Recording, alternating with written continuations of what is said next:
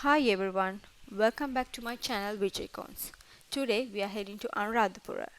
We started our journey early in the morning around 6 a.m. from the Kotalaval highway.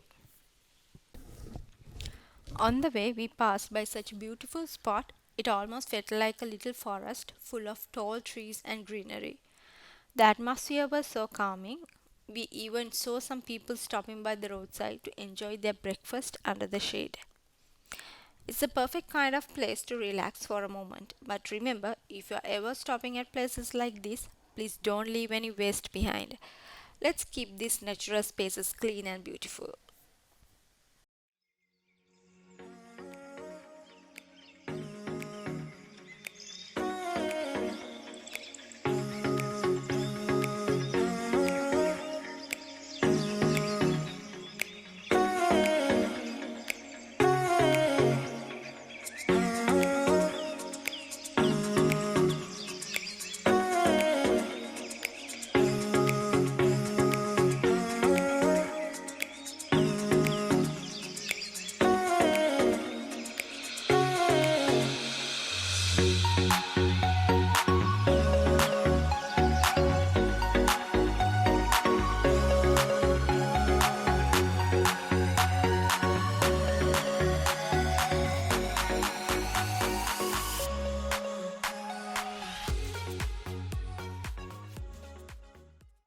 After a long but peaceful drive, we finally reached Anuradhapura around 11 a.m.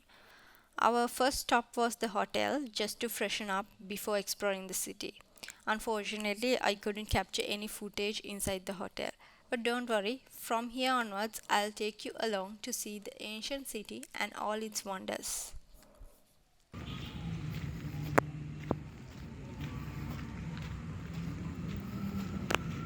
After lunch, we had a little time to relax. A small nap really helped us recharge before heading out for worship at the Atamasthana.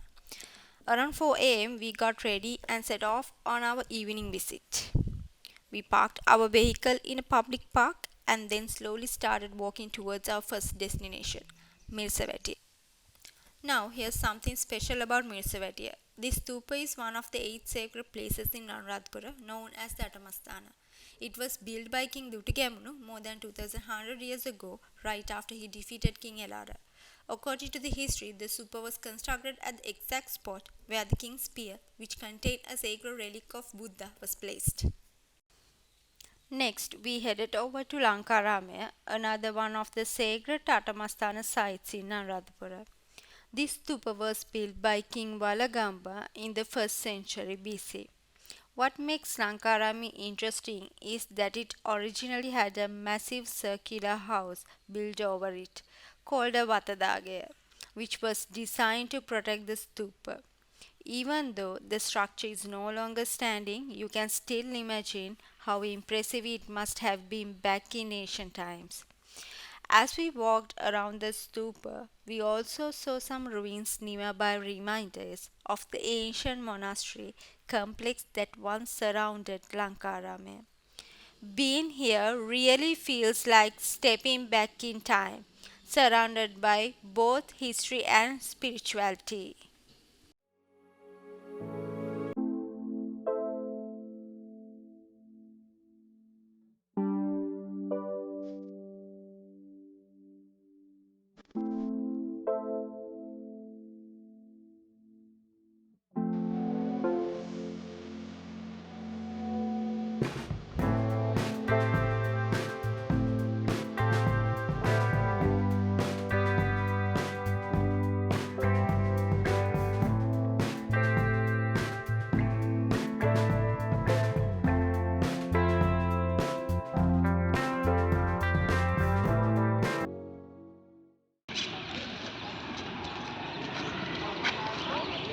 Our third stop for the day was Abhayagiriya, one of the largest, most important monasteries in Anuradhapura.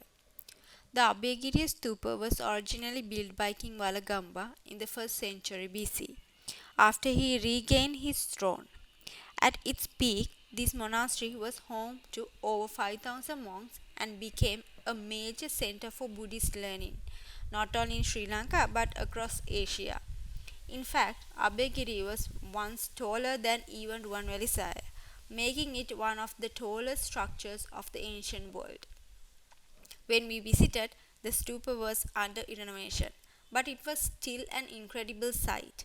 Walking around it, you can really feel the scale of this place and imagine the grandeur it once had thousands of years ago.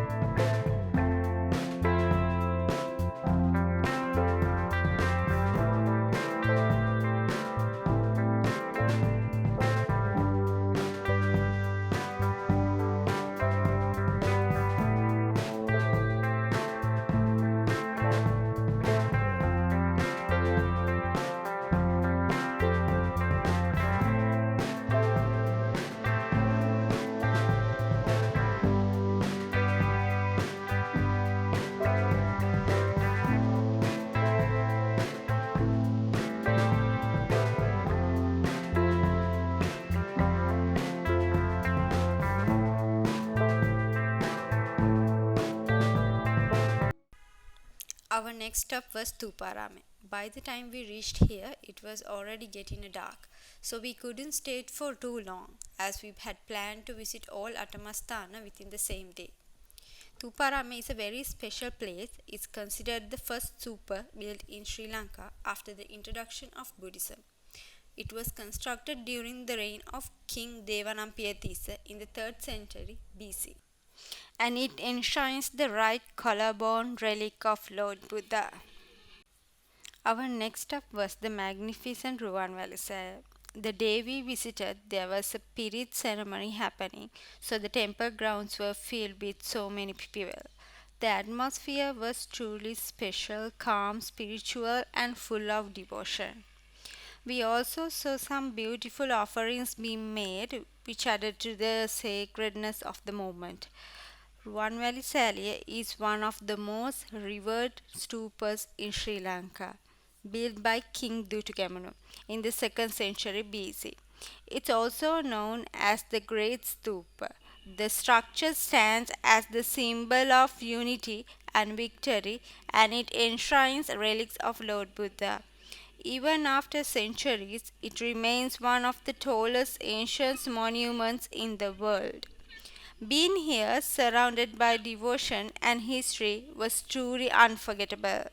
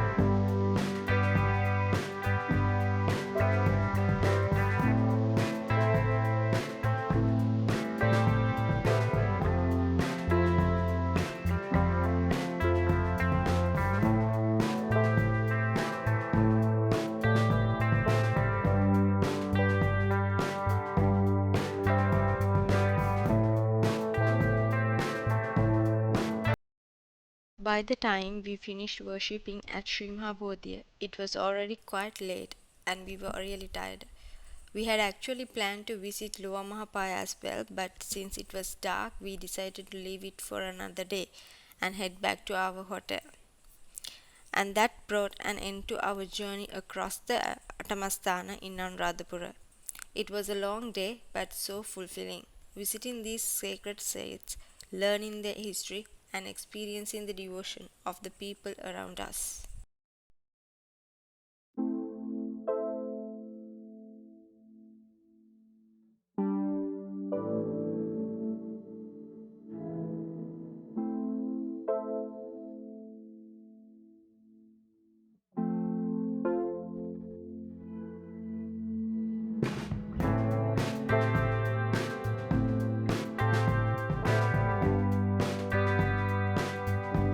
The next morning, before heading back to Colombo, we visited Katu Saaya. Katu Saaya is a lesser known but important stupa in Anuradhapura. It is believed to have been built during the reign of King Dudugamunu in the 2nd century BC. The name Katu Saaya comes from the fact that the stupa was originally covered with a throne-like stones, giving it a unique appearance compared to other stupas in the city. Today it stands as another reminder of Anuradhapura's rich Buddhist heritage. After visiting Katu Saaya, we began our journey back to Colombo, carrying with us not just memories but also a deep sense of peace and spiritual fulfillment from this trip. Thank you for watching and being part of our journey through Anuradhapura. If you enjoyed this vlog, don't forget to like and subscribe. And I'll see you in the next adventure. Bye.